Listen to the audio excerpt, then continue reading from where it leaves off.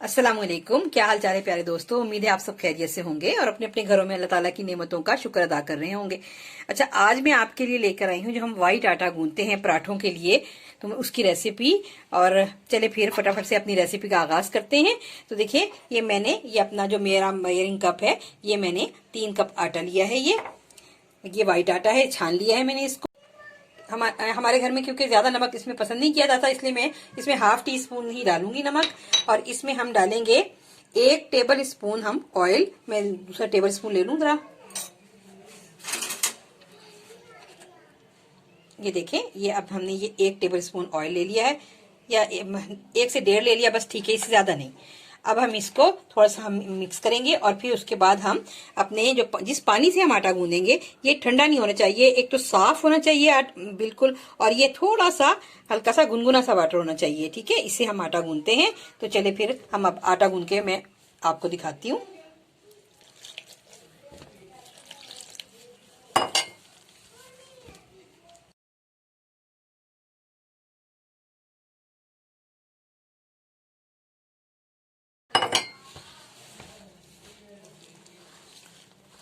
आहिस्ता आहिस्ता हम थोड़ा थोड़ा पानी डालते हुए हम इस आटे को समेटेंगे, क्योंकि आटे में जैसे हम थोड़ा थोड़ा पानी शामिल करते जाते हैं और मिक्स करते जाते हैं तो हमारा आटा बहुत अच्छा गूंथता है। ये देखिए, आहिस्ता आहिस्ता हम आटे को इस तरह समेट रहे हैं और ये बहुत ही अच्छा आटा गूंदेगा अगर हम इसको थोड़ा थोड़ा पानी डालते हुए आटे को साथ साथ समेटते रहें, तो ये खूबसूरत और अच्छा आटा बनेगा। चलिए, अब इसके अंदर हम थोड़ा सा इसको गूंदने का अमल शुरू करते हैं।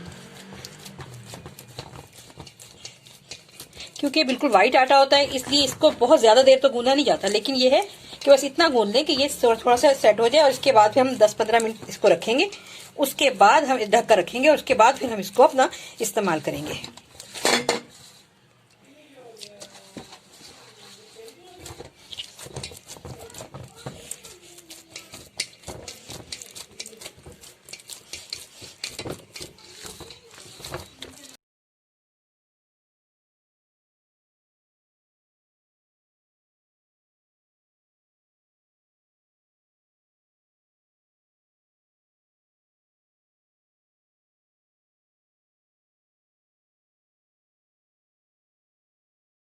आटा गूंद चुका है, अब इसको हम कम से कम 15 मिनट इसको रेस्ट देंगे और फिर इसके बाद हमारा ये आटा तैयार हो जाएगा। तो ये पराठे का आटा तैयार है।